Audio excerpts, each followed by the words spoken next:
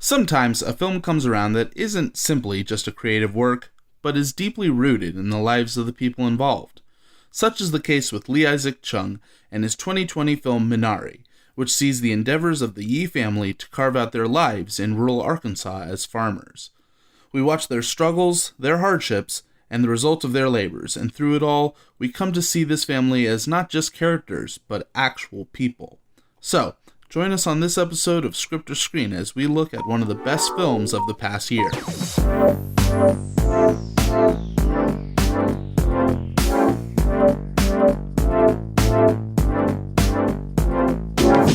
Welcome back to Script or Screen, everyone. As always, I am one of your hosts, the delightful, delightful is a phrase. I don't know how I'm delightful. I'm Chris Kitchen. Alongside me is your other amazing co-host, Zach. I'm Zach Strackman. Hello. There he is. Zach, how are you today? I'm doing pretty good. How are you? I am actually not as well as I'd like to be. Unfortunately for us, today is a sad day. It is yes, it is. February 22nd, 2021. A day that will live in infamy. I know. Well, to some people, it's a day of appreciation. The lovely and amazing, talented group Daft Punk announced their retirement / split up. And I was so bummed when I saw the news. I gotta say, as a fan of their work, I am also very bummed. Anissa actually called me earlier today. She's like, "Are you okay?" I just saw the news. I'm like, "I'm fine, babe. I'll be okay." Yeah, I got to tell you what though. If Random Access Memories was their last album, they left on a high note. There are definitely worse ways to go. Yeah, or to continue on and beating the dead horse. I mean, maybe they might come back. You know, hey, there's a new Tron movie coming out, and it needs a soundtrack. Can I tell you something? All of these comments on Reddit that I've been seeing are like, just might as well throw out the sequel to the Tron sequel. So, and I don't know, maybe I agree.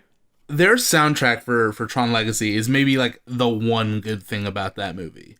Actually, I don't know. I like a lot of things about Tron Legacy, so I have to disagree with you there. Also, is rubber-faced CGI Jeff Bridges one of them? Yeah, I actually do like that a lot, because without that, we wouldn't have gotten the ILM version of Tarkin in Rogue One, and then we wouldn't have gotten Thanos in Infinity War, so we needed Rubberface in order to get the technology. He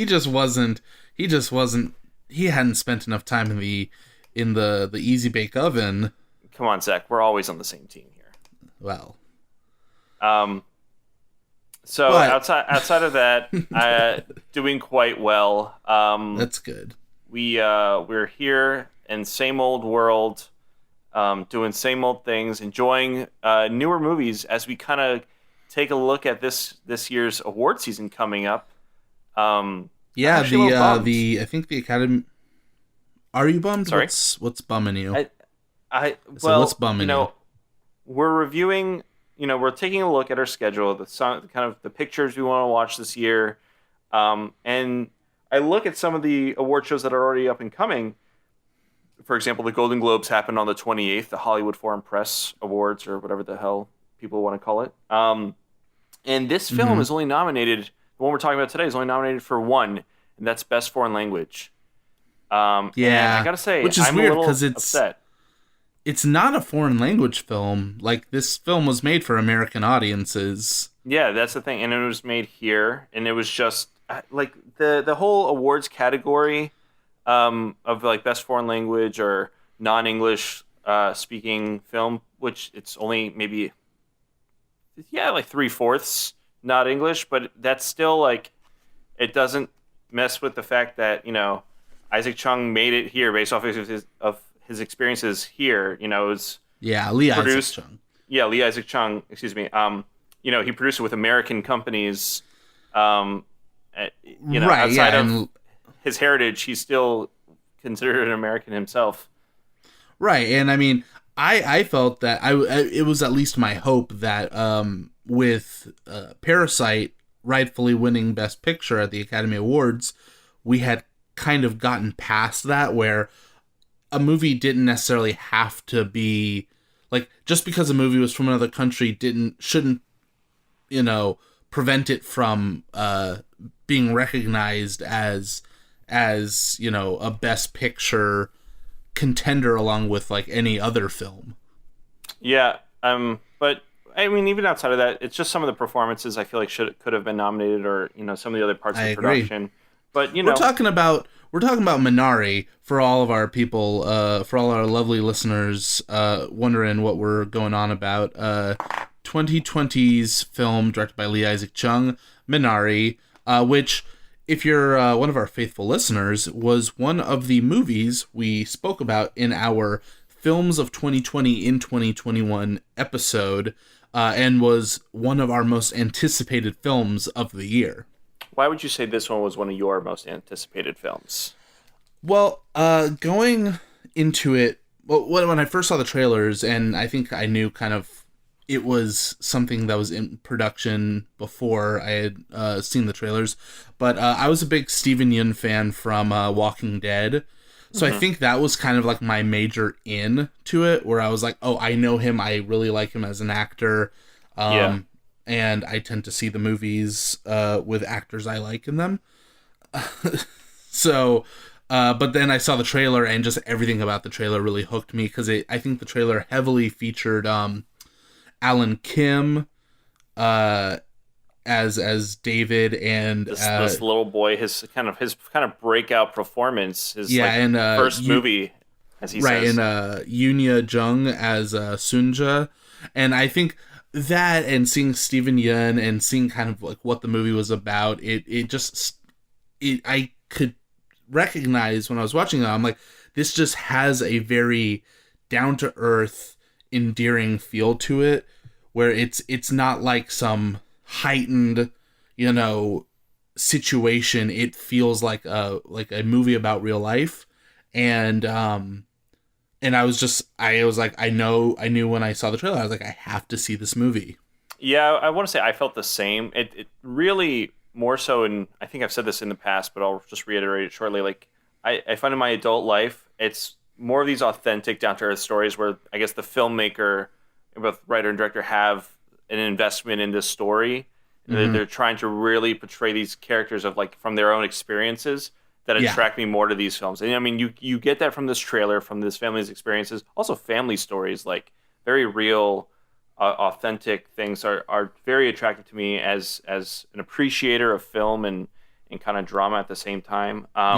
So I mean, I was kind of hooked. Not to mention, we said this in the podcast before, but I don't want to say almost any movie by A24 is going to be a good movie, but you got to hand it to them. They really know how to pick their films out of the festival circuit, because this came out of Sundance and A24 picked it up, and they have just really good taste.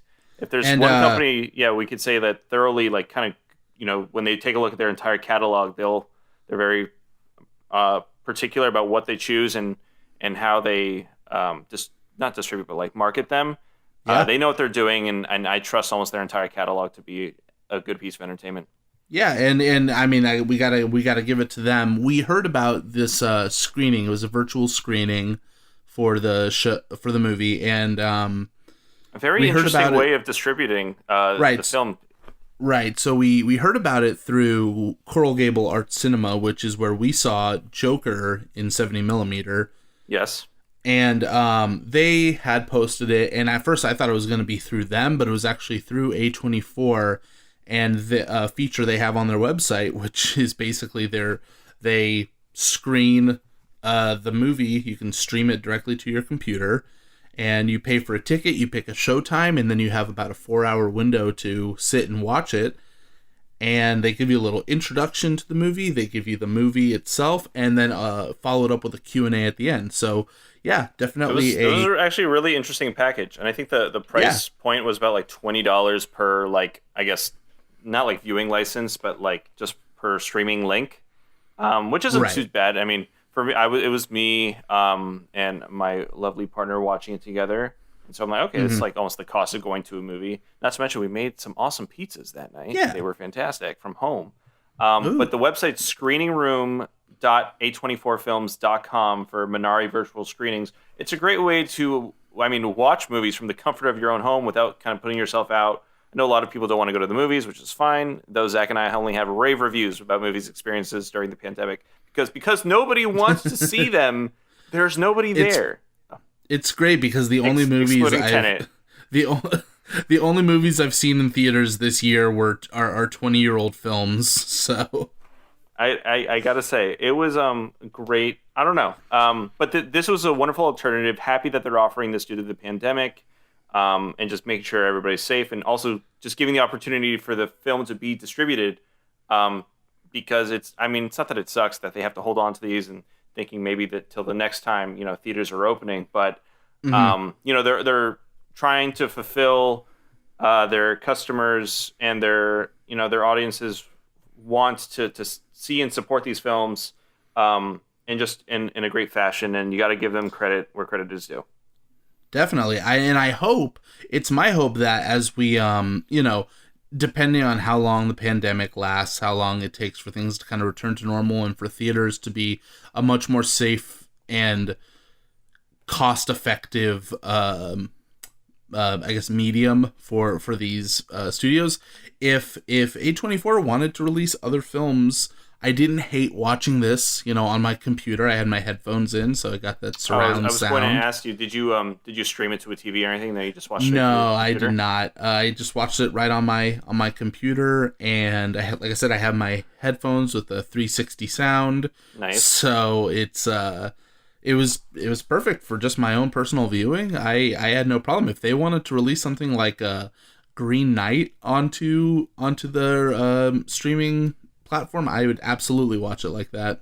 I definitely did put it into my TV myself because it said it supported 4K viewing. I was like, oh, okay, I want to take advantage of that. Right.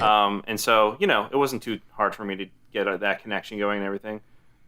It was interesting to see the Q&A and stuff after that. I know we didn't really talk much about that, but that's not an opportunity people get after watching certain films. I think you actually have a fun story about your sister happening upon a Q&A. So yeah, she and my brother-in-law went to go see The Hateful Eight, and lo and behold, at the end of it, Quentin Tarantino himself walks out and fields questions and stuff. That's awesome. And yeah, I've never been more jealous in all of my life. If any Q&A to happen, that's a great experience. I got to sit in a Q&A. I just want to make sure I get the name of the film right before I forget. I just want to make sure it might have been Barefoot in the Park. I believe so. Yeah, I watched Barefoot in the Park, and then out comes Robert Redford to field some questions, and I'm like, oh, that's awesome. I knew it was happening though, so I was a part of it. But it was just cool to kind of sit there. I didn't personally ask a question. I just rather preferred to listen to the interactions.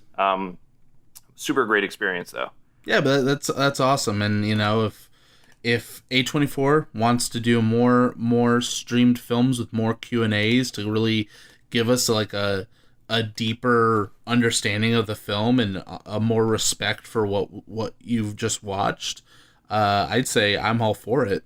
Yeah, for sure. So let's, I guess, get into this film. Yeah. Minari. And for our listeners, if you like Script or Screen and you like hearing our lovely voices and you want to hear more, you can hit us up on all of our social media platforms. That's our Instagrams, our Facebooks, our Twitters, our YouTubes, and we have our website, which is www.scriptorscreen.com. Isn't that right? That is correct, Zach. Or you could also go to our host site, anchor.fm/scriptorscreen, as you hear in our lovely pre-podcast ad. Check it out. Check us out. Also, Zach, I don't know if you heard the good word, but Script or Screen is now available on iHeartRadio and their platform on, so you can now find our podcast not only on iHeartRadio, not only on Amazon Music, but also on Spotify, or maybe even on iTunes or Google Play. All the platforms Script or Screen is available on. I want to say all. That's I think that puts us at 15. And to go down the list would be absurd now. You have no excuse to not listen to us, unless your excuse is that you just don't like us, which is understandable.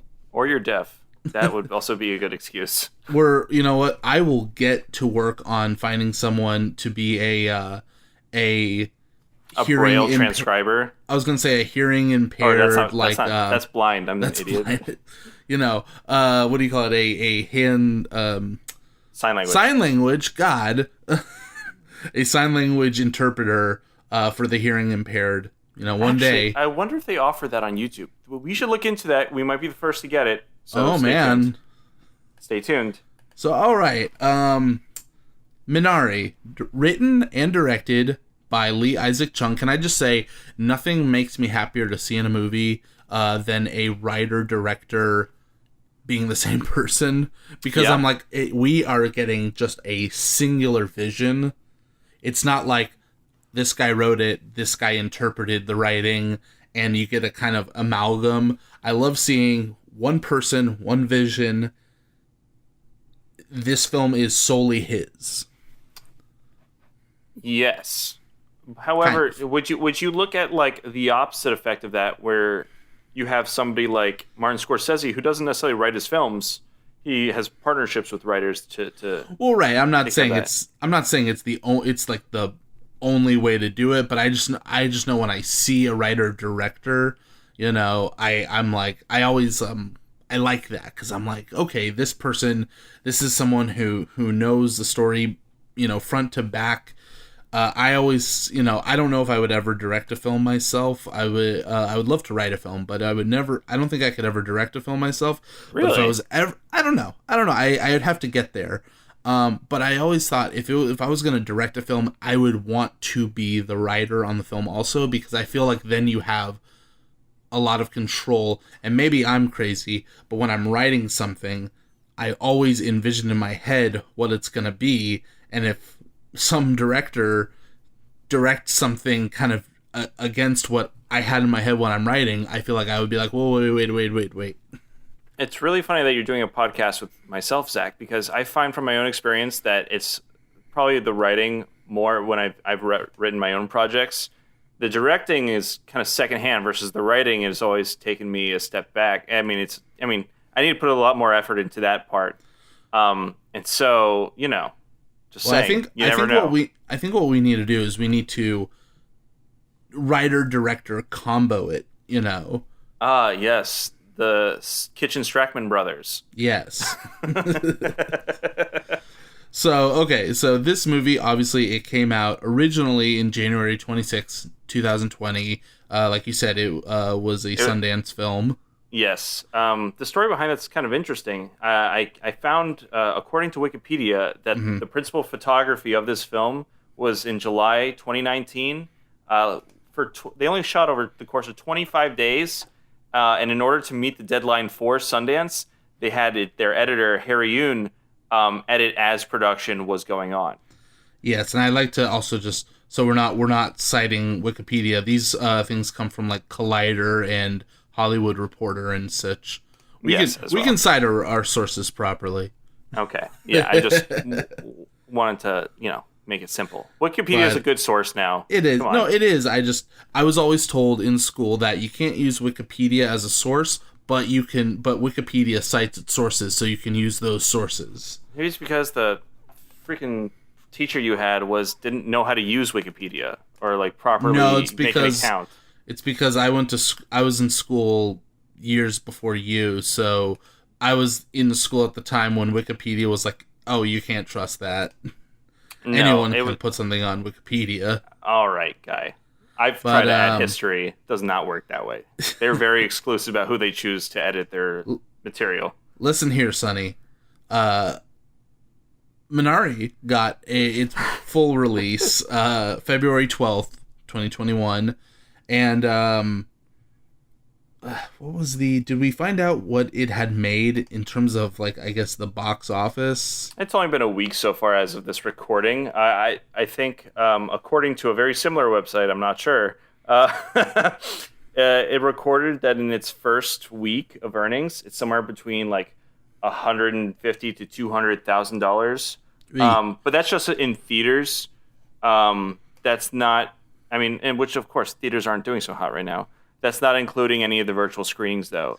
And can I say, those virtual screenings, it kind of baffles me that a screening would sell out, but a lot of those screenings were sold out. Yeah, I wonder how many they offer, or like what the bandwidth was, which I assume is probably the issue, like per screening that they could afford. Like, okay, so we could sell this to like 1,000 servers or 1,000 users before our server crashes or something like that. Like, we don't know the capabilities as to why these virtual screenings sold out. Maybe they're not on YouTube or whatever. They're through some sort of dedicated thing. But I mean, if a lot of them are sold out, then that's obviously a good sign, I want to say. And it can only lead to them maybe offering more screenings. Right.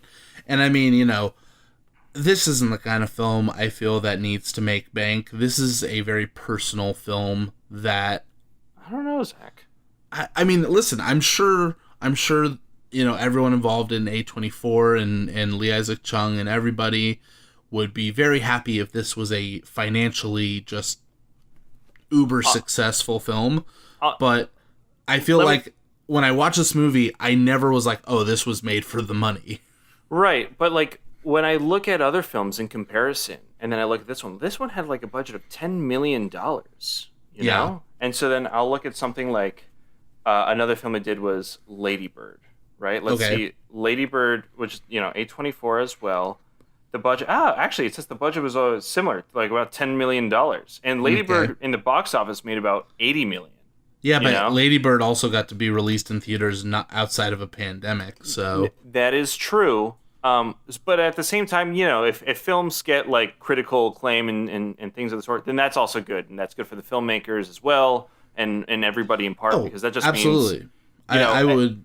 I would very much have liked it if this was like a huge, financially successful film that everyone was talking about, but along with being critically acclaimed and all that. Yes, but at the same time, when I see this, I don't go like, man, I bet he's happy he made so much money. I'm like, man, I bet he's happy that he got to tell a very personal story with some very talented actors, and other really, strong creatives behind the camera. Listen, I always wish the best for filmmakers that make good films, that they make the money so that other producers and distributors look at them like, okay, we can give them opportunities because we know that they're also going to give us our money back. So that's just me playing the devil's advocate. But I agree. You know what? Like, he did an excellent job with this story from what we've seen. I think we should kind of lay down the synopsis now, maybe like a brief, non-spoilery,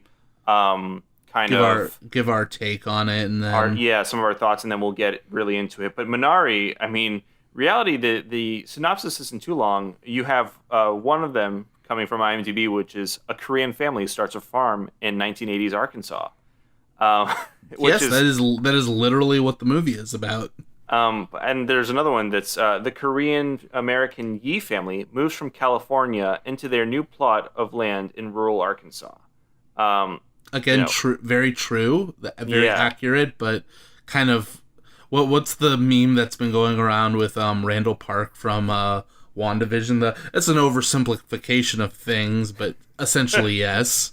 But here, I want to see if I can find one that's like almost perfect, exactly what we need. How would you say? What do you think would be a good? So, in just a plot synopsis, this is a story about a family, the Yi family, who moves to Arkansas to carve out their lives as farmers in Reagan era United States, and the struggles and hardships and blood, sweat, and tears that goes into that sort of thing. I found another one. This one's courtesy of Rotten Tomatoes. Okay. It says, a tender and sweeping story about what roots us. Minari follows a Korean American family that moves to a tiny Arkansas farm in search of their own American dream. The family home changes completely with the arrival of their sly, foul-mouthed, but incredibly loving grandmother. Amidst the instability and challenges of this new life in the rugged Ozarks, Minari shows the undeniable resilience of a family and what really makes a home. Okay, yeah, God. That was pretty good. That was solid. That whoever wrote that, that's awesome. And bravo. Yeah. So let's talk. I mentioned. I'll tell you what. I didn't know that Ozarks were also considered Arkansas. I thought that was just Missouri. But what do I know? What do you know? No, I'm kidding. I'm messing. Let's talk about some of the people behind the camera, because this is, Lee Isaac Chung. He wrote and directed it, but he had a pretty good team with him. So, first one I want to talk about is cinematographer Lachlan Milner. I hope I'm pronouncing that last name correctly, but he did a really good job. There's some really great shots in this film, and his other work has been movies like Hunt for the Wilder People by Taika Waititi, Little Monsters, which that starred Lupita Nyong'o and Josh Gad, I believe, and he's done a handful of episodes for Stranger Things. So this guy is obviously very talented, is what you're saying. Yeah. Oh yeah. We have Emil Mosseri, who did the music, and I gotta say, I really liked a lot of these tracks, and not to mention, he's got a pretty interesting, though not a large, discography. But more recently, he did The Last Black Man in San Francisco, which, if you have not seen, might be one of my favorite films of, I think, 2019. Its release, just about the story of gentrification in San Francisco. Dude, such a solid film, and a lot of great performances. And then also Kajillionaire, which I know you thought looked interesting, kind of like in a weird sense, but it definitely looked super appealing. I haven't seen it yet, but that's the one with Evan Rachel Wood. Yeah. Which, I heard it was really good. There was this kind of off-putting sense about these characters in the trailer. I'm like, ooh, I kind of want to watch this. Maybe one day we'll cover that. Yeah. And then we also had, like I said before, Harry Yoon as the editor, who, obviously he worked his ass off while editing his film, but he's also known for some TV work for HBO from Euphoria and The Newsroom, and he's currently in post-production editing Shang-Chi and the Legend of the Ten Rings. Nice. So we have a lot to look forward from him coming this year in the Marvel Cinematic Universe. Yeah, and on the other side of the camera are the faces of this film. This is a really excellent cast. We got Steven Yeun as the patriarch of the family, Jacob Yi. Han Yeri, she plays the mother, Monica Yi. Alan Kim, who I don't care what anyone says is the star of this film, as David Yi. This little kid is so fucking adorable. He makes Jacob Tremblay look like garbage. Absolute trash. Yeah, honestly, this, take note, Hollywood. This is your newest star. Noelle Kate Cho as his older sister, Anne Yi.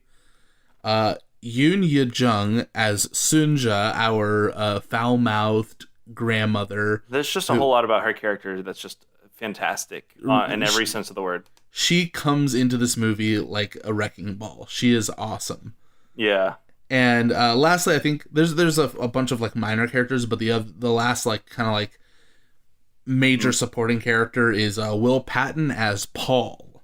A kind of surprise in this film. His character, though strange, definitely left his mark. As I wrote in the notes, strap in for this cartoon character. Yeah. But I think that covers kind of some major cast and crew. So what did you think about this movie, Zach? Non-spoilery. Non-spoilery. I loved this movie. I thought that this movie was so fascinating to watch, because I feel sometimes in Hollywood, especially when you get a movie with, I think, a lot of capital A actors, I don't want to name names, but there's certain actors where I feel like their go-to for raw emotion is screaming. Mm-hmm. And what really impressed me about this film was its restraint. So you have very emotional scenes between characters, but no one's ever tearfully shouting an emphatic monologue. It's always very real, very quiet, kind of contained moments of emotion, but no less powerful for it. And just, every performance was fantastic. The story is heartbreaking and heartwarming at the same time. Like I said, Alan Kim, every scene he is in is an absolute delight, and he's in almost every scene of the movie. Yeah. And yeah, I really liked it. How about gotta tell you, well, you mentioned a word that I think, and I had to write this down so I can mention more later, just about the restraint that this film takes and its characters and the cast when delivering a lot of these scenes, and I couldn't have put it better myself. That is something that a lot of filmmakers and a lot of actors, I feel, do not abide by, and maybe they don't have to for whatever the substance or the context of their films is, or whatever the story demands. But when looking at also like just kind of the way cultures are represented on screen, and trying to be a little more authentic in the way that stories are being told, that speaks volumes to me as a member of the audience. And wow, you really put the nail on the head with that, man. Yeah, I personally, I love this film. I loved everything about it. It's exactly the kind of movie that I want to sit and immerse myself in. Exactly. Because, and it's not that I want to escape the real world. No, I want to discover other parts in the world so that I may better relate to other people, or better see, not myself on screen, but like experiences that I'm somewhat familiar with on here. You and I come from South Florida. I know you weren't born here, and I wasn't born here either. But I mean, we grew up. So here, actually, correction, I was born in South Florida, and then at a young age moved to Georgia, and then moved back to South Florida. I did not know that. So I was actually born in Walnut Creek outside of San Francisco, but I moved here very early in my life. And we're both of Hispanic heritage. Yep. I know our last names don't really sound like it on screen, ladies and gentlemen. But Zach, your family is Argentinian. On my mom's side, we're from Argentina. Exactly. On my mom's side, I'm Ecuadorian. And so, funny enough, not my mom particularly, but my stepfather, in a way, actually has like a coming to America story. Okay. That's very, I mean, he's from the same area as my mom. And so when I look at, Jacob, I see him, or I hear the story that he would tell me, not about growing up on a farm, but like trying to make it in a new area. Though, I mean, we get established that Jacob was already they moved to the U.S. They're just trying to find something even newer, or like further themselves. Right. Oh man, this story really hits home though. I felt like I was crying at some parts where maybe like the characters on the screen did a lot better holding their emotions than I did. Yeah, man, this was just fantastic. It really, I feel like for anybody who feels they don't understand certain people, certain cultures, or anything, watch films like this and really, really get to know just the experiences of other people, other lives. It's so it's both rewarding, also to know that this was a filmmaker that knows these experiences that he comes from. Yeah. Personally. So Lee Isaac Chung, he based this heavily off his upbringing in Arkansas. His father owned and cultivated a farm, and a lot of this he took from his own life experience. Yeah. And you definitely feel that. Yeah, for sure. And I think we need more of these stories too. Like just episodes in the lives of people. I really hate this phrase, but they said it in the Q&A after our screening. Yeah. The woman, I don't want to call her she's not a questionnaire, but she was proposing that this film is a slice of life, right? It is. It does feel like we kind of are just looking into a chapter in the lives of this family, and they have a history and they have a future, but we're seeing them in just one point. And yeah, I mean, kind of like you, I have a family. It's funny, my family on my dad's side, which is they come from Poland, but they were dairy farmers up in Massachusetts, and I feel like when I was watching this, part of me was like watching it and being like, I wonder how much of this were the struggles that they went through. Anissa, her grandfather actually grew up on a ranch. Okay, kind of growing up in Ecuador as well, in the high mountains. And I don't know, it's super interesting. Absolutely. I think this is a great breakaway from any Godzilla versus King Kong or like Thanos is coming after, and it kind of leaves a lasting effect on kind of the stories that I want to tell. Yeah, not to shit on those movies, but sometimes you do want a movie that is a very human story that isn't heightened. It's not melodramatic. It is just, it's real. Yeah, and that's definitely what you get here. Just kind of excellent. I know you actually mentioned a little earlier that a lot of some of these other bigger movies, when they talk about drama, they're less restrained. And funny enough, the production company that produced this, aside from A24, was also Plan B, which is Brad Pitt's production company, which explains his executive producer role at the end of the film. Yeah, and they produced films like The Departed, Kick-Ass, all Brad Pitt films.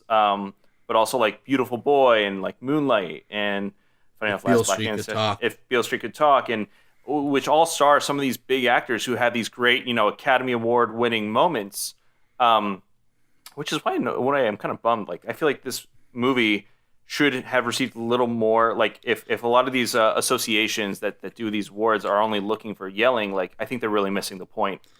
Well, I'm hoping, because we still haven't seen we haven't seen the Academy Awards. Yeah, the Academy Awards will be coming out like next month, and the hope is that this will get a lot of recognition when that comes around.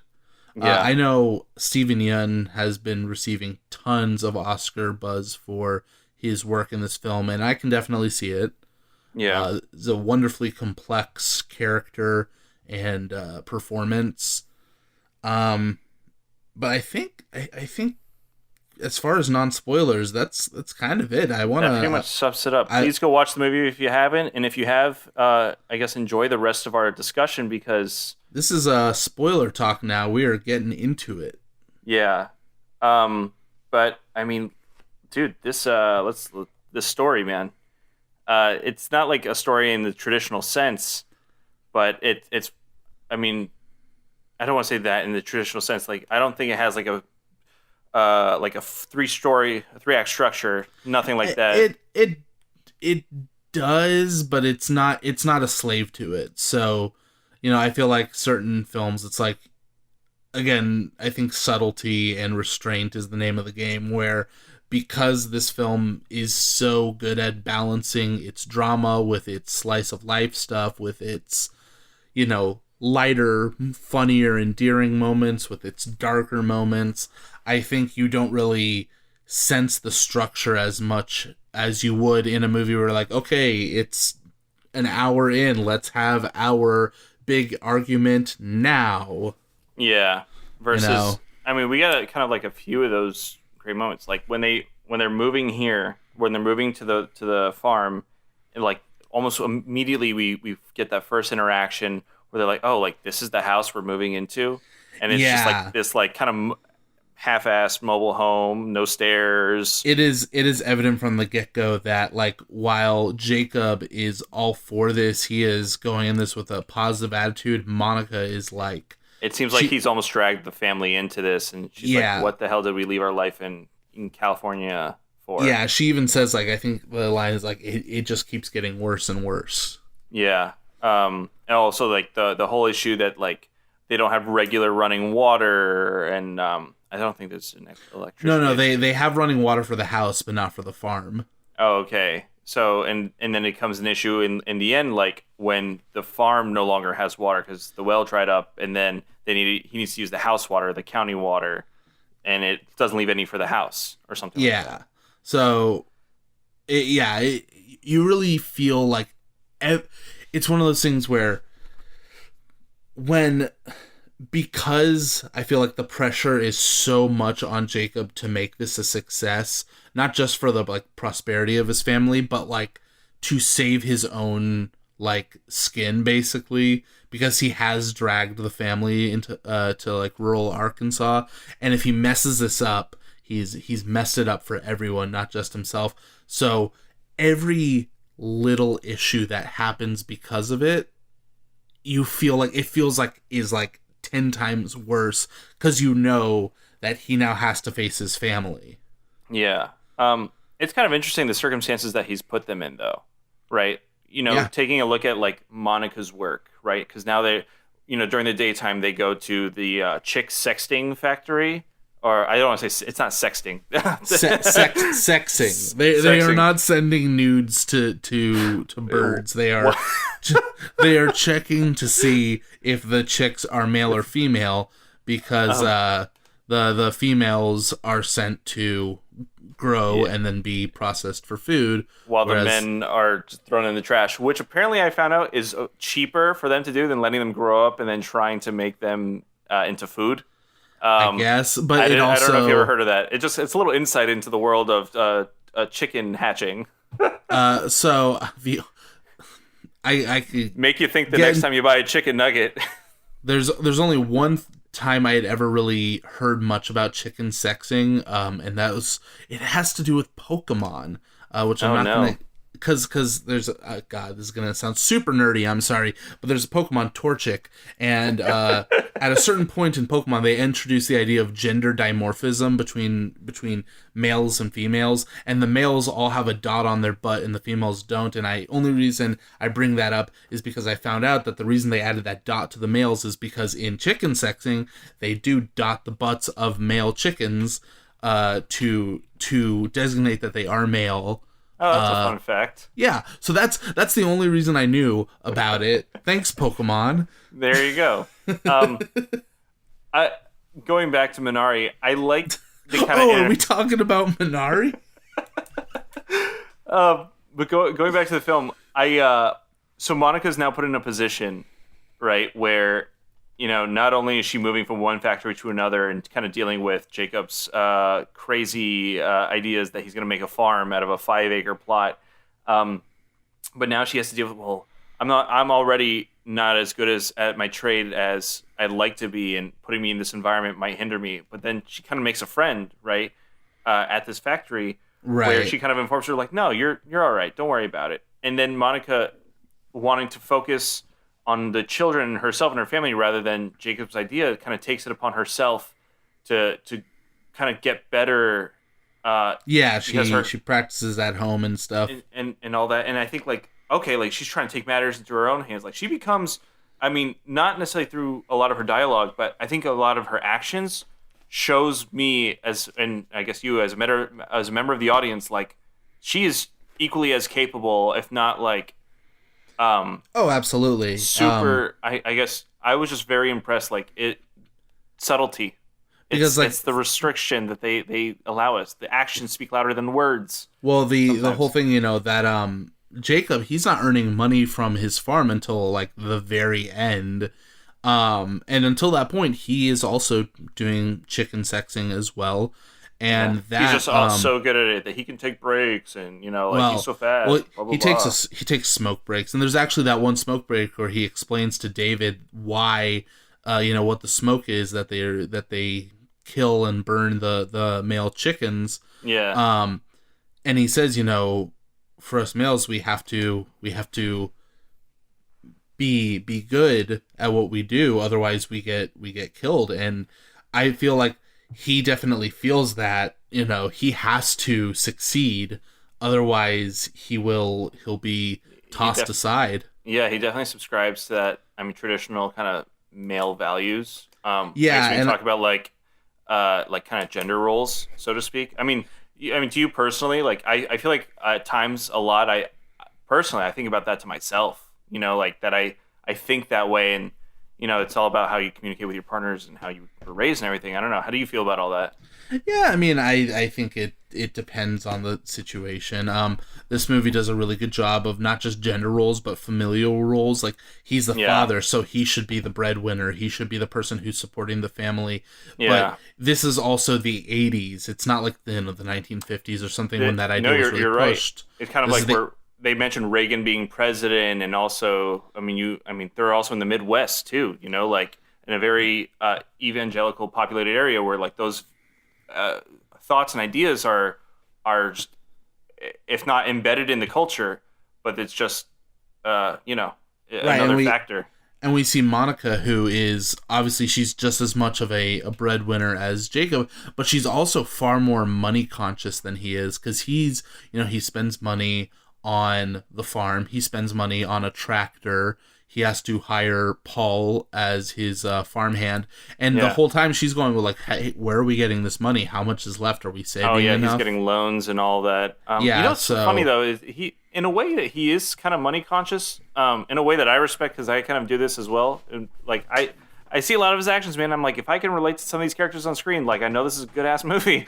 But like when he doesn't want to pay for the guy to find the well, which is, I don't know how they're finding these wells. I don't understand this technique. So it's water divining. It's an old kind of frontier homestead trick, or I don't know if there is any. Is it all this mumbo jumbo? Yeah, but excuse me if I offended anybody that subscribes to water divination or dowsing. Jesus. Yeah, it's. This goes back for a long time, and it is kind of hokey. Yeah, he doesn't want to pay these people for the service. Like, why do I need to do that? These people are crazy. I'm gonna do it myself. Just be smart, David. Be smart. But also, he's a very headstrong person. He's very stubborn, and he's very set in his ways. But because of that, we see that he rejects things like the religion of the area. He rejects the idea of a water divining or dowsing. He doesn't see any value in that whatsoever, and he tries to figure things out through his own hard work and his brain. So like he goes, okay, there's trees over here, there's plants over here, so there must be good water nearby, so I'm gonna dig here, and that works for a little while, but it's not sustainable. Yeah. And that becomes like a major issue for him, is that his big thing is he has to break out of his mind a little bit. He's so set in his ways, and what he learns through this movie is there is value in doing things differently than how he has, I guess, been raised to think it should be. So I like that too, because it does show in the story, like in the structure, right? Though it doesn't subscribe to like the 3 acts or like not even the 5 acts, these characters all still have their own arcs, kind of, right? Yeah, like that is Jacob's biggest one from the beginning to the end, right? Because he talks about, maybe we'll grow Minari by the creek, but they don't ever establish that, so the grandma just kind of does it by herself. And then by the very end of the film, after all that's said and done, he goes back like, oh, look at all this Minari. I don't remember the exact line, but it kind of gives you that hopeful lip, like, oh, because the grandma did this, like, they will survive in the end. Like, and that's I'm like, oh, that ties into the significance of the title of the movie being Minari, because Minari, it's a I guess you'd call it an herb or vegetable. It grows near water, and it's a very low maintenance plant. Yeah, and I liked in the Q&A, Lee Isaac Chung was like, this plant usually seems like it grows them in the worst conditions possible, like after all like bad weather and just complete garbage, and yet it somehow blooms and creates this kind of lovely sprout. I don't remember the article where I had read it and got this quote from, but he says the interesting thing about it is that it's a plant that will grow very strongly in its second season after it has died and come back. So there's an element of that in the film. So it grows very expansively without doing much to it. It's a poetic plant in a way for me, and I think that we see this through Jacob's hard work, and he's assisted by Paul and by Monica and everybody else. Through all their hard work, they do cultivate a crop that is they can make money with, but the elements around them are too aggressive, and eventually their crop is killed off. But by the end, they are sticking to it, and they are trying to make it work in spite of that. And we see that very full and lively crop of Minari at the end, kind of symbolizing that maybe they will eventually come out of this okay. You know, it's kind of funny that you say that, because I loved like some of the breadcrumbs that they dropped in the story. Right, Mm-hmm. everybody would always be talking about like the land that they had purchased, that Jacob had purchased, Mm-hmm. almost like it was cursed in a way. Yeah, you know, like the not the banker, but whoever, you know, signed the loan for Jacob at the bank. right. He said, like, you know, like the last person they got out of there, but I love a man with perseverance. You know, you can do this. And then later you get the bit with Johnny, who's the boy at the church. Yeah. His dad is like, you know, whoever that last guy was, you know, he couldn't handle it. You know, he shot himself. Yeah, like pretty intense stuff, especially to say to a little kid. But exactly. But yeah, but like you get that. There's even that part where he takes Monica out to the field and he digs up into the ground and he shows her the dirt and he says, "This is why I chose this spot, because the earth here is good." And she's kind of like incredulous. She's like, "That's why you picked this spot, because you like the dirt?" Yeah. So it's like, I don't know, man. He really knows how to do all these kind of little meticulous things to really just. I love a film that fucking does that, man. It's just, it's like a chef's kiss right there. I don't know. Right. Yeah, definitely. And then like on the flip side, you know, Monica, I think what's great about her is she's not, you know, this doting wife who just kind of bows and nods to everything her husband does. She is almost constantly questioning him, constantly trying to be the voice of reason to him, like, hey, this doesn't have to be what we're gonna do. Like, we can go back, we can live a normal life in California. She's more of a realist, a pragmatist. She's like, she doesn't care what they do as long as they keep the family together. And also they're not like kind of struggling along the way as well. Like, if they can all just kind of, you know, do things. And also she wants to be near her family, you know, like it was the whole issue that like she hadn't seen her grandmother, because I believe the story goes that her mother did come from Korea, right? Yeah. From South Korea to U.S. And so, and that was an aspect to it as well. Like, she hadn't seen her, she'd missed her, and also she didn't like that the kids were, you know, it's not that they didn't have a school, but I mean, you know, they were. We just saw them picking up encyclopedias to read while they were working, and that adds another layer to like their struggle of like, what do they do during the daytime? Because now they have to watch kid. Not only does we find out that David has a heart issue, but you know, he's like, in a heart murmur, yeah. That's what I was trying to figure out what that was called. Thank you for that. Which, I mean, in a way, we were lucky to get some sort of clarification or, you know, resolution with as well. But then the kids just added another aspect. And so I guess when we look at the kids' journey in this film, man, that's where we get some of the meat and potatoes of this. I know we get a lot of your favorite parts. Yeah, so this is 100%, I feel, Alan Kim's movie. Because, yes, it is about Jacob trying to make his farm and Monica trying to keep her family together. But, I mean, you really see David Yee, you see so much of the movie through his eyes. Yeah. And I feel like he brings so much heart to it, you know?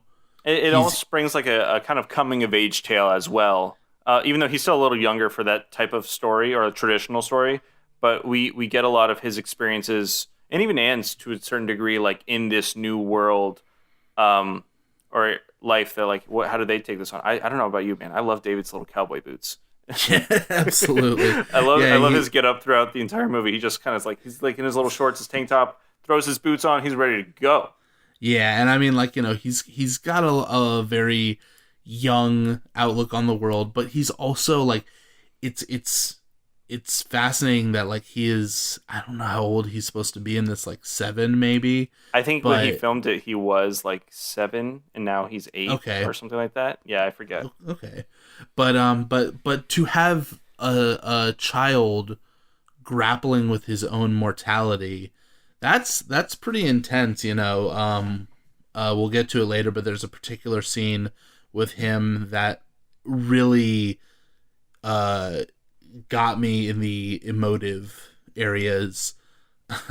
and to have a child actor convey those things so convincingly really speaks to Alan Kim's talent, because there's a lot of times where he's just being a cute little kid, and that's enough because it's super funny.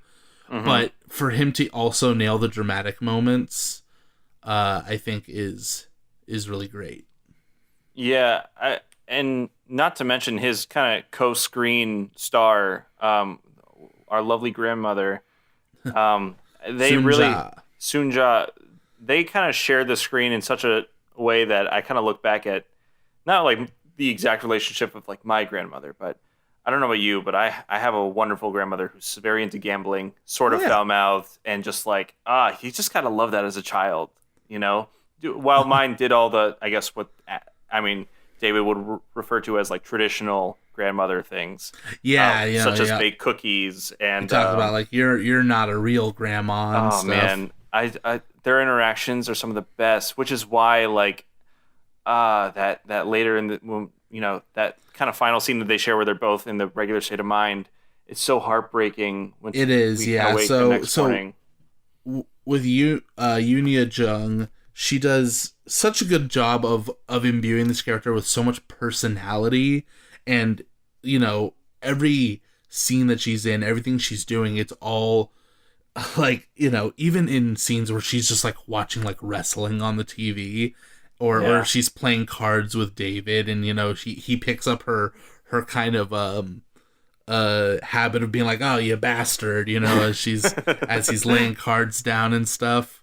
It's just I just want to give a quick shout out to Julia Kim, who was the casting director on Minari. Like her and Lee Isaac Chung, great jobs in terms of finding the perfect talent for this film. Very big props. Also, there's like that one interview I sent you with all the cast where Alan Kim is just like dabbing the whole interview. Oh, yeah, don't you just love this generation? Yeah, it's wonderful. We're in good hands. Yeah, but I like to think. But yeah, so like the scene that absolutely killed me is when, because David and Soonja share a room, and Soonja usually sleeps on the floor, whereas David sleeps in his bed. Mm-hmm. And, David is talking to her about like his heart murmur, and there had been some talk with him and Monica earlier in the movie of how he would say a prayer to see heaven in his dreams, and then that would make him stronger and stuff. Yeah. And but because of that, he has like this real big fear that he could die in his sleep because of his heart. So he has to like reconcile with God now, before it could be too late.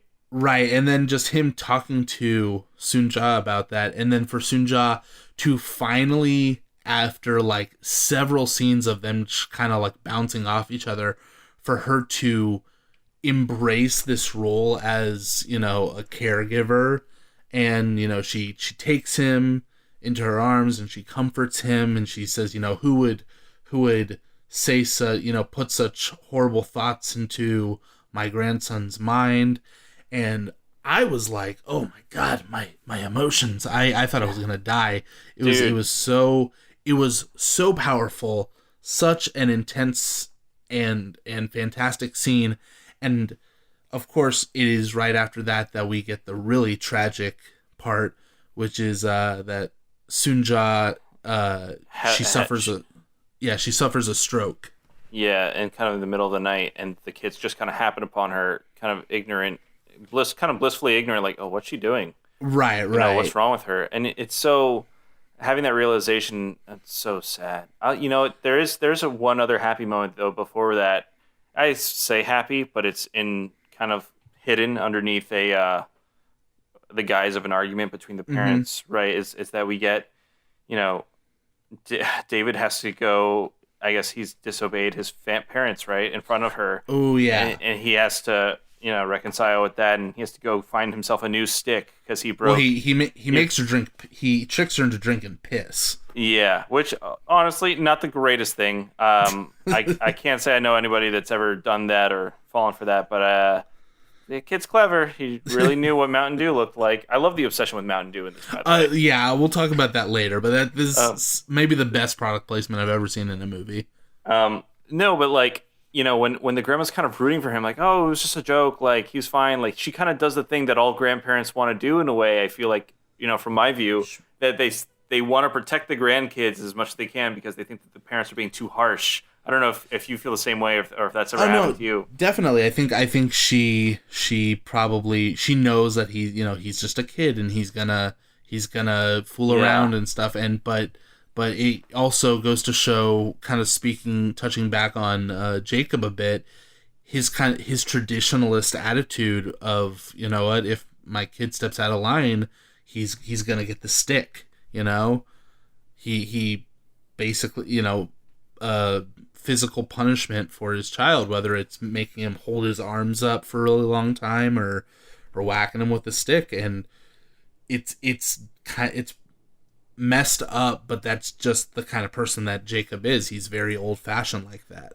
Did you ever have to go and get your weapon of beating that you were beaten with? No. Have you ever had to go through that? Thankfully, my parents never needed to. I was a good kid, but when I misbehaved, I never had to be, you know, threatened with a stick or anything. At times, I could remember specifically when I was a kid, and they're like, "Go grab the thing." They would never use it. Well, I want to say they wouldn't use it. Maybe I'm just protecting them for audio's sake. But it's like, go get the weapon of destruction, and I'm like, oh god, why do I have to be? That's how you instill fear in like a child's heart, is they have to get it themselves and they know what it's supposed to be used for. Oh man, it was always a fear tactic though. That's the thing. That's what we got to think about. I know I'm getting too into it.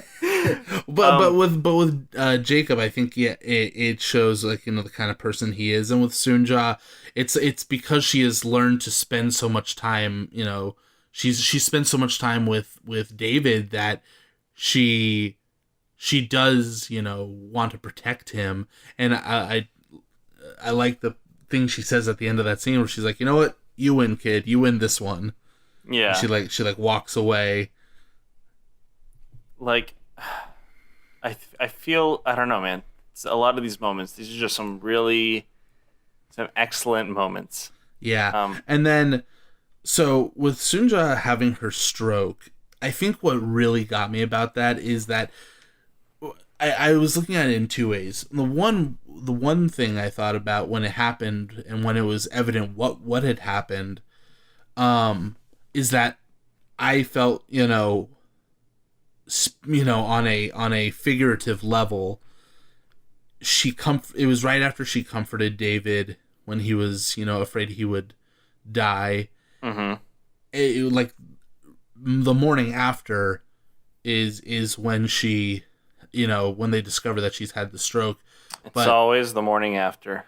Well, what got me thinking is that, you know, she comforted him, she protected him when he was afraid, and then she passed away, or not passed away, excuse me. She suffered a stroke. She suffered a stroke. She almost like took all of his negative energy into herself, because it's not long after that we go to David's doctor appointment and find out that his heart murmur is getting better, and that's not, you know, that's right after that we get Jacob being able to establish a business deal with a Korean market. Yeah. So it's like she almost took all the negative energy of the family into herself.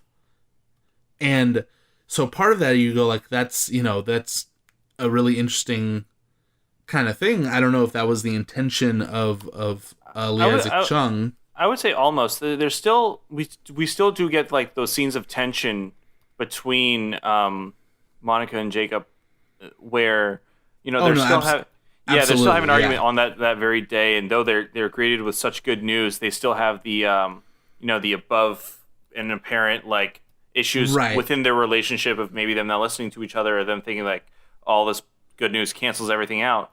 But it's more, you know, it just so happens that, like, okay, yeah, some of their problems are being solved, but they still have their own, not issue with each other, but, you know, they do need to work out whatever differences they are. But I thought it was, I was going to say, I thought it was interesting that, you know, she did do that, but then the other flip side of it was that I think it is remarkably tragic that she didn't die, and that we have to now see this character who was once so lively and such a vibrant personality now reduced to such a a debilitated form.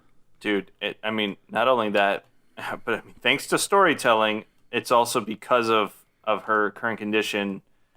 I don't want to put the blame on her, but she kind of started the fire. She did, but it's not like she meant to. Yeah, I know, but it's like just her inability to have her full bodily functions. Like she couldn't stop it, and it's like that is the tragedy. Yeah, and I'm like, oh, like, and I agree with you. It's like, and I don't want to say it because it sounds so terrible. Like you're a terrible person, Zach. How could you say that? Like, how come she couldn't just die? How tragic is that? Well, it's that like if it just she kind of got worse, and she was a super lovable, likable character, and like to her to be not just to be gone completely, so they can't remember her like that, but more like she now is kind of in a constant state of like, I don't want to call it suffering because but it's just I would say it's a type of suffering. Oh, it's so sad. It is very tragic, and that's kind of what got me in the feels a little bit. Well, a lot of it actually.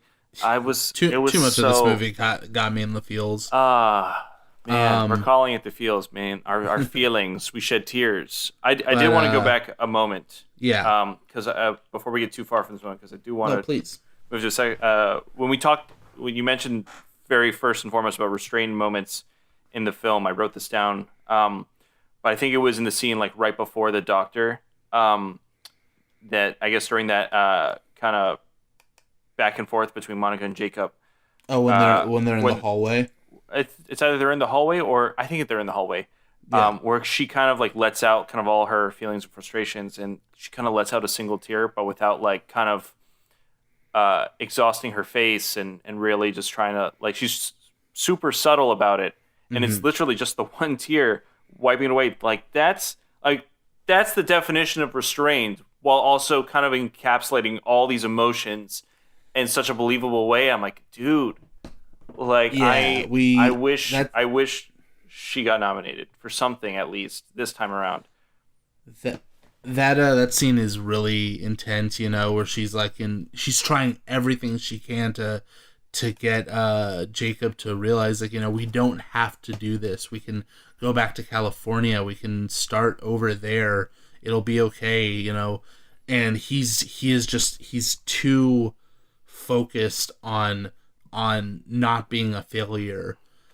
And in the line where, it comes up later when after he's made the deal with the Korean market, when she said, he's like, hey, everything's going to be fine. He's all like happy-go-lucky. And she's like, yeah, but a minute ago you just said for me to take the family and leave. Yeah. Like it's not okay. You've actively made things worse. Yeah. Man, this... Yeah, I think what attention to just real emotions. I gotta say, there's a lot of real great successes with these. Yeah, there's 3 other characters I wanted to touch on. One is, I feel, the one character in the movie who really kind of got, I feel, maybe a little underutilized, which is Anne, David's older sister. Because she is, I feel, more than anyone else, the most stationary character in the film. She doesn't have a major character arc. She's mainly just the rock that the family circles around. Because she is obviously the older sister. She kind of keeps an eye on David. She helps. She's also an older sister Monica. In real life to one younger brother. Yes, I think she said it was one younger brother. In the Q&A. I've got to tell you, Q&As are so informative. Yeah, and but we get a few character beats with her. Like she has that scene where she's talking to David about if the parents split up, who they would want to go with. There's the one scene I liked pretty early in the movie, where she distracts David while Jacob and Monica have their really loud argument. She just takes him into the other room to make paper planes. They say stop fighting to throw at them, or don't fight. Yeah, I thought that was their intention. I'm like, that is an interesting way for the kids to get involved and try to get their parents to like STF you. You know what I'm saying? Billy, I'm saving you an edit there. Thank you. Although, now I had to go through the trouble of doing this edit to say thank you.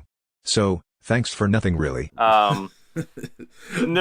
But it was, I can imagine, she's a little bit older, a little, smarter than David, and she can see, that's not something he should have to watch happen, and so she takes him away from that. You gotta appreciate older siblings for that sometimes. Yeah.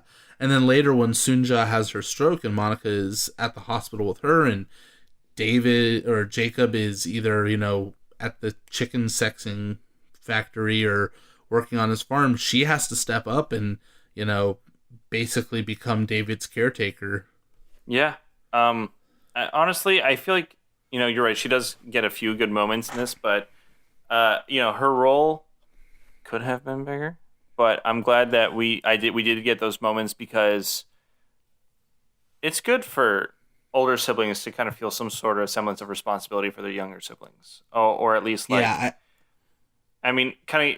We also got that dynamic between when Grandma first got here, and then David tries to go sleep in her room, and then he kicks her out, and it's like, dude, like go to your room, go to your bed, like it's nice. Yeah. People can relate to siblings. Like kids are a great kind of source of just they add a lot to family dynamics. I mean, they almost kind of create the family dynamic.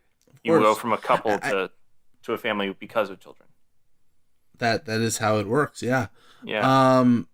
And I do wonder if they had given her a more dynamic character arc or story, that it would have maybe bloated the film a bit. Mm-hmm. But who knows? Yeah. I guess lastly we have Paul, or is there one other? Paul, this guy. So first we see him. This was a really interesting way to start off a character because he, right when they introduce him, he learns from Jacob that the family is from Korea, and he immediately he goes, oh I know that, and he talks about how he was in Korea. He doesn't specifically say it, but it's implied that he was a veteran of the Korean War.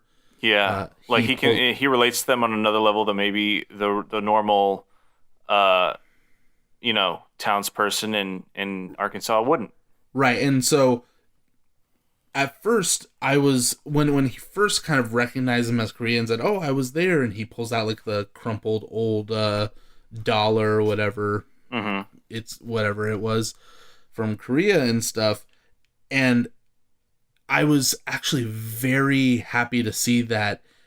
I was worried this was going to go the route of somebody who, I feel like so often we get the old man who has been in war and resents anyone of the race of the other side. Kind of like in not that this was the entirety of this film at all, but what was the Clint Eastwood one? Gran Torino. Yeah, Gran Torino, or what's the one? Mad Men. Roger Sterling's character. There's an episode where he doesn't want to do a deal with a Japanese company because he fought in World War II against the Japanese, and it dominates their mind. But this was a very what's the word? Just a very nice, refreshing change of pace where he fought in the Korean War, but he is overjoyed that they are Korean. Just somebody who shares some level of familiarity with him, because the rest of the town thinks he is crazy. Yeah, in a way, it was crazy. Yeah, he is. I mean, and Lee Isaac Chung even said, in a way, he used him to kind of poke fun, but also talk about somebody that he knew in real life that was kind of like that, to represent that. But also, how did the people in the town react to somebody like that? I think one of the clearest moments is when, we see him two different times bearing his cross, right, and in a very literal sense, and walking it up this trail or this road.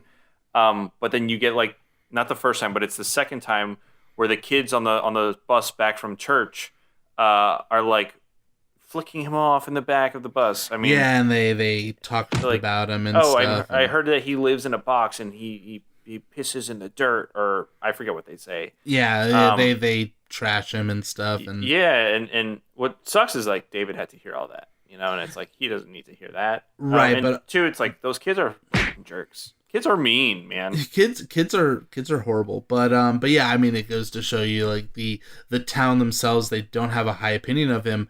And then here comes this family who miraculously for Paul take him back to probably a time when,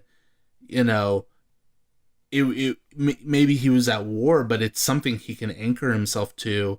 And seeing him, seeing the family kind of grow to appreciate him is really something. I know I think my personal favorite scene with him is when he and Jacob are tending to the crop, and the crop's finally coming in strong, and Jacob allows himself like one moment to be like outwardly happy, and he's like, "Okay, good job. You did a good job, Paul. Great job." And Paul's starting to get excited. He's like, "Okay, back to work." Yeah. I would say even like the opposite. I mean, kind of going in further with them, my favorite interaction with them is after Jacob's come to the house to enjoy a lovely Korean dinner, which I'm sure he hasn't had in a while, because he says, "Oh, I love that kimchi. Don't take it away from me." Yeah, and they're like all super happy that he's enjoying the food, but also like, he has, after he performs whatever blessings or things he's doing around the house, exorcism. Yeah, that he's doing. He goes to Jacob. He's like, you want to pray? And then Jacob looks at him like, "Why?" He's like, and almost super seriously and like discounting everything he's done. And you can tell Paul's like nervous because Jacob's kind of an intimidating guy when he puts on that persona. Yeah. And he's like, "Let's go. We have busy work tomorrow. We got to be there early." Like, and he's like, "Oh, okay." Like, he kind of scares him. And I mean, Stephen Yoon with that performance, man, like he really, really embodies himself in that character. And also like to see the sadness or in some subtle disappointments in Paul's face, I'm like, dude, like, this dynamic, that's probably like my second favorite to David and Sunjo. Yeah, and I mean, I think it speaks to Jacob. Again, he rejects anything that doesn't, abide by his internal logic. So things like the religion of the region and the water divination, he thinks it's ridiculous and a waste of his time, and so he's not gonna find value in that. But yeah, I mean, Paul is kind of cartoonish, but I think he adds a spice to this movie. If there's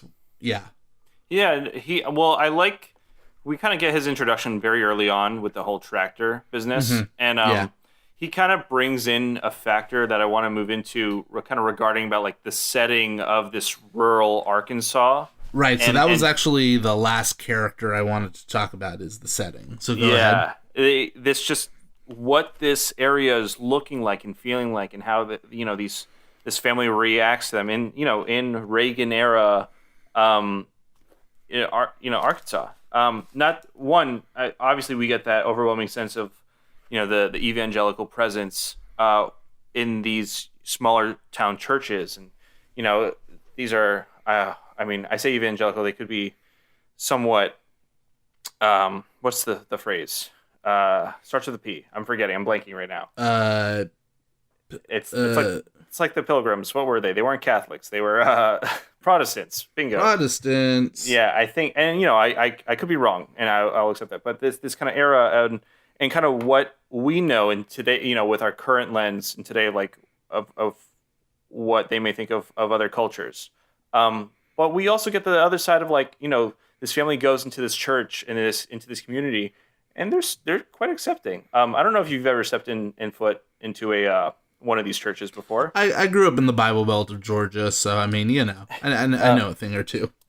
So my first and only experience was going into one of these churches in Missouri like a couple years ago, and one of the things they asked was like, "Oh, is this anybody's first time here?" And obviously I was and I'm like, "Oh, this feels very real, like kind of also very welcoming." Everybody's very happy. When they had the yees all stand up. Yeah, exactly. And then you kind of move into like the kind of sections after the church, everybody's talking and eating, and you get like little conversations, like the other women are talking to Monica and trying to like get to know her and talk to her, and as well as the kind of kids, David and Nan, get their own experiences. And this, I mean, this is they're kind of like triggering moments, kind of hidden racism with the guise of kind of childhood ignorance. Yeah, it's but there's I don't want to say there's a tiny redeeming aspect, at least kind of with Anne's experience rather than David's. One of the girls was kind of so curious as to like, are any of these words in your language? Right, and she says what she thinks is Eastern language, but she's just saying stuff she's probably heard from like someone being racist. Exactly. And Anne is also too innocent to understand that is racist. So exactly. So but she does kind of single out like a couple of syllables where she's like, oh, that's something. Yeah, and then but like both the girl and her are like, the intern happy, like, oh, like that's so cool, like that's interesting. Yeah, there's an innocence to it that I think seems very truthful, and also just like, okay, like what a weird way, at least looking at it now. There's also the boy Johnny who he comes up to David. It's like, and he asks him why his face is so flat, and you're just like, oh god. But then it's funny, and then after it's like, oh, you want to sleep over my house, and right, I feel like that's also a lot more honest than the other one. You want to say all these words until I guess the right one. Like I feel like that's definitely happened to someone out there, and then I guess later they become buddies. Yeah, because again, like the Johnny doesn't do it because he's racist. He does it because he is not familiar with other cultures. Yeah, and they get I don't know. It was just one of the smaller details of the film that I felt like, oh, like this is great. It definitely so this movie does what I feel like so many more movies need to do, and just stories in general, where you can make a setting have so much personality. And and not even just in the people, but everything, because I look at the setting of this movie, and it is this, beautiful countryside, and it is vibrant with life, but it's also unforgiving because like right as soon as they get there, they're hit with this storm, and there's a risk that they might be swept away by a tornado. And then later, obviously, as the movie ends, there's this raging fire, and there are snakes in the creek where the Minari grows, and there's the wells run out, and it's this. It can be unforgiving, but it can also be a land of plenty, and the people there are uncomfortably religious, like in terms of like someone like Paul, where he is just all up in your face about it. Yeah. And people can be culturally insensitive, but they're also so warm and so welcoming. Not once in the movie does anyone come at them with like racism in any form of malice. When he goes to the bank, when Jacob goes to the bank. A lot more than I was expecting. I definitely went into this thinking that we'd see something, but I mean, we almost got nothing. Yeah, if at all. Jacob goes to the bank to get a loan, and that he gets it no problem. The guy is like very happy that he's there, and again, like when I say like there is some areas where like there's a bit of cultural insensitivity, but it's never malicious. It's like there's like those women when they're talking to Monica in the church, and they go, oh, we'll teach you English and stuff, and then as Monica's walking away, they regard her as almost, they go, oh my gosh, she's so cute, almost like they're talking like about like a dog. But it's not like they're doing it harmfully. No, it's just they don't know any better as to like what they're talking about, So, but all of this goes to paint a picture of. And I don't mean to sound like I'm defending people, but I'm just talking about like what it can be interpreted from the film that we just watched, right? Right, and I mean like when I these see all characters this just feel so real and so embedded in society. Right. I think I see this setting has so much personality of it is a friendly, beautiful, but also dangerous and deeply flawed place, and it's so complex that I think I wish more care was put into settings as was seen in this film. Another smaller aspect, I think lastly, in terms of the setting aspect of the film, is that, we also get to see what other Korean culture is like in this area of Arkansas. Or like in this story, we get Mrs. O at the chick factory, and, she's kind of like the back and forth with Monica during some of these scenes, and, when Monica asks her about like, oh, there's no Korean church here, why doesn't somebody start one if there's still, a little bit of a population of Koreans here? And they're like, oh, I'll be honest, people that move from big cities, they're trying to get away from the Korean church. And then the way they kind of share a subtle laugh, like they want to embed themselves in, like, it's, at least it seems to me, and maybe you can tell me if I'm interpreting this wrong, that like they want to kind of embed like this other culture of like kind of mixing between, this small town and kind of a little more American cultures than, big city melting pot in a way. Right. But I mean, that is what American culture is, right? It is a big melting pot. So I don't know. I think there's a lot of ways to take that, but it's just kind of nice to see that represented. And that even embeds itself into the question of like, oh, well, you have this big farm. Why not grow American vegetables? He's like, like, oh, well, if this Korean farm and there's a lot of Koreans here. Yeah, he talks about like, we could service that population as well. There's like, 30,000 Korean immigrants are coming over every year. Whatever.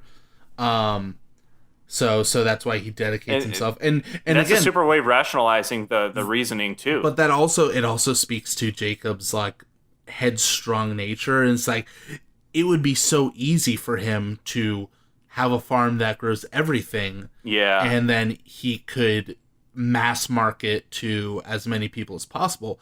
But he is kind of set in his ways. Yeah, and he's going to do what he knows. But because of that, he inadvertently is making life harder for himself because he's kind of bottlenecking his own, chance for success. But of course, we see by the end, he's making progress by the end because the last stuff we see in the movie, he is accepted. He trusts somebody's water divination. Yeah. I mean, he really just, and not just water divination, but like he's, in the end, the Minari planting does help him out. And, the whole new leaf is turned. What did, this kind of doesn't, I don't know how it relates to now, but it relates to something that we said a little earlier. What Sunja was saying to David when they were at the creek planting the Minari. Oh, she says that that it is a plant, a vegetable that can be enjoyed by the rich and the poor alike. It doesn't care who is, who you are. It's gonna grow all the same. That, and also the thing about the snake. Do you remember what that was?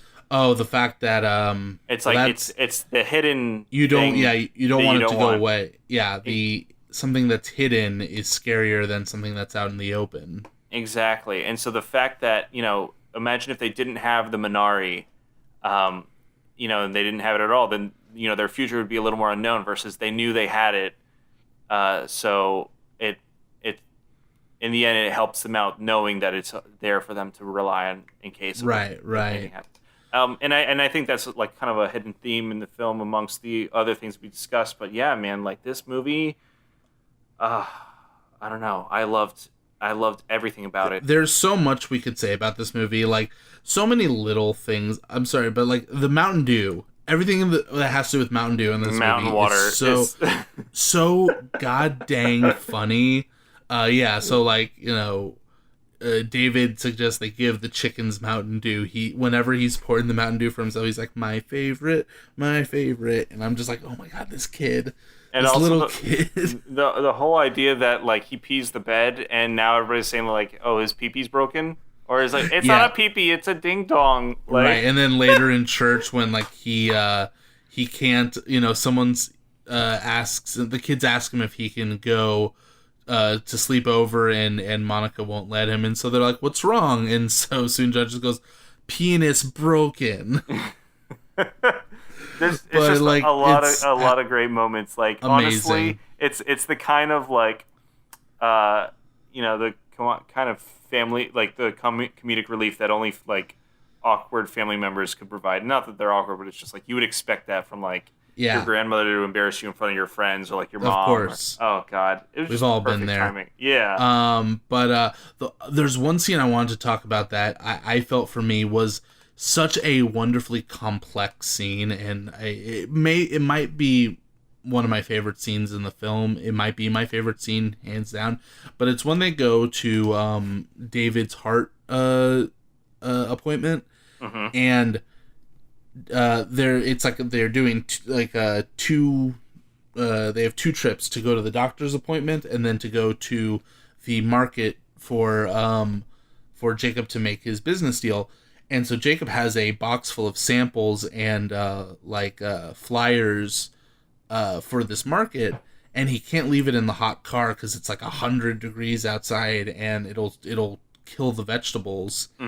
And he's telling Monica that he's like, I can't take this with me because I can't leave it here rather because it'll spoil everything. And she's like, well, you can't bring it inside. So he's like, okay, you guys go on ahead. I'll find somewhere else.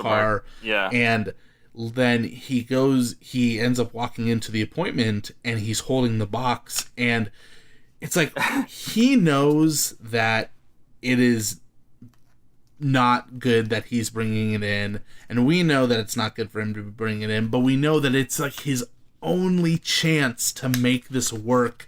And the look on his face when Monica, looks at him like he's carrying the box, like what the hell? She looks at him like what the fuck are you doing? And just the web of emotions in this one scene, just from seeing him bring in that box, where you're just like, oh my God, like, I want everything to work out for everyone so bad. And every time Jacob screws up, I feel so bad for him. But I also am like, you're also rooting for him. I'm also like, quit screwing up because your family needs you to be there. Yeah. On it, that actually was a really great. I'm glad you brought that up. And to have a scene where literally a guy carrying a box into a room can evoke so much emotion, like, you're doing something right.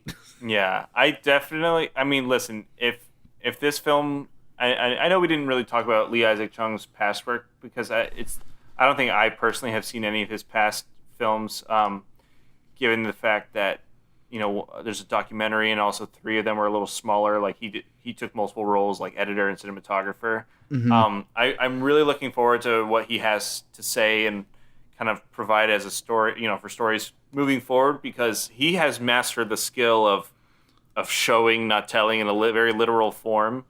And as we talked about on the podcast before, you know what he's been attached to? It's something called Your Name. Oh my God, he's directing the live action adaptation of Your Name. So okay, I'll tell you what, I actually don't know what Your Name is. Your Name is it is a animated movie from Japan. The Japanese name is Kimi no Nawa, and it is insanely good. I mean, it's basically, it's anime, but it is such a fantastic film. I had no idea he was even at all related to the to a live action adaptation. I'm one of those guys who say you really don't need to adapt something into live action. But after having seen this, if he's going to be doing it, I feel like I'm optimistic for it, because he has proven himself to me to be a very talented director, very capable filmmaker in general, both story and execution, and gosh, now I have all these mixed emotions, because this is, I feel like the animated movie, it is so good that like, why try to improve on something that's already perfect? But if they're gonna give it the old college try, then I guess you couldn't ask for a better name than Lee Isaac Chung. There you go. And I want to say, I think with that kind of wraps our thoughts about Minari. I don't know if you have anything else to add, Zach. Go buy Mountain Dew. Go buy water from the mountain. Yeah, it's good for you, Check your hearts. Check your peepees. especially do that. Also, be nice to your family. Hug your grandma, hug your mom, your dad, your sister, your brother. Yeah, this movie definitely brings all the emotion and all the family drama. I mean, honestly, watch it with a family member, or I mean, just with anybody, because it is definitely a shared experience, and just recommend it to everybody and anybody who just you think could get something out of this film, because it has a lot to offer. Yeah, man, dude, I'm very hopeful come award season that this will exceed expectations. I'm gonna be really looking out for this film and everyone involved to be getting some serious recognition, including Mr. Kim. Everybody, Alan Kim. He has a lovely career coming ahead of him. Yeah, I can't wait to see what next we see from him, because that kid's got acting chops. Yeah, I first acting role. I hope definitely not his last or anything. No. He's a cute little guy. He's god dang adorable. I know. If he doesn't present every award at the Academy Awards this year, I'm going to be upset. You know what? I bet if they let him, he would. Yeah, and I think he'd enjoy the hell out of it too. You know what I'm saying? This is a really good opportunity here. But anywho, thank you for tuning in to this edition of Scripter Screen. As always, you can check us out on our social media platforms at Scripter Screen on Facebook, Twitter, Instagram, and YouTube, if you prefer that format. Make sure you check us out on our website at scripterscreen.com or anchor.fm/scripterscreen. Send us a message, send us a comment, share us with your friends, like, favorite, and subscribe, as the influencers say. And if you're looking for any new platforms to listen to us on, we just added iHeartRadio to our list. As always, I'm Christopher Kitchen. And I'm Zach Strackman. Have a wonderful rest of your week. See you next time. Bye. Don't feel like you gotta rush through it. Like, read it smooth, read it nice, in a nice cadence. Right. Sometimes a film comes around that isn't just a creative work, but deeply rooted in the lives of the people involved. That is very upsetting.